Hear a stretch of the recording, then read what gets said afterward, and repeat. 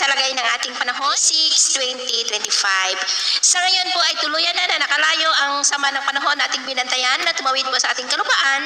Nasa labas na po ng ating area of responsibility. Easterlies o mainit na hangin ang umiihip ngayon dito sa ating bansa. At sa ating long range forecast, wala naman pong bagyo na namamataan na tatawid po sa ating kalupaan for the next 5 to 7 days. Pero hindi pa rin inaalis ang posibilidad na may sama ng panahon muli na maaari na mabuo sa silangan ng ating bansa sa susunod na mga araw at ang development niya ng ating babantayan kung matutuloy po o hindi.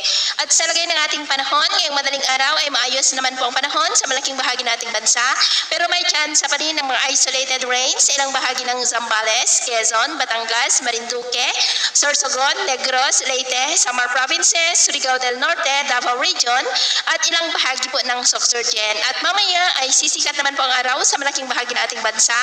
Mainit at maalinsangan muli ang panahon, pero may chance pa rin ng cloudy skies with isolated rain sa ilang bahagi ng Davao Region, Leyte, Surigao del Norte, Northern Samar, Bogo, Bacolod, Legazpi at southern part ng Quezon. At mamayang hapon po, mas maraming lugar ulit ang makakaranas ng cloudy skies with isolated rain sa iba't ibang bahagi ng ating bansa. Kaya kung lalabas tayo sa ating matahanan, ugaliin naman po natin lagi ang magdala ng kahit anong panangga natin sa init ng araw at proteksyon na rin po sa mga biglaang buhos ng ulan.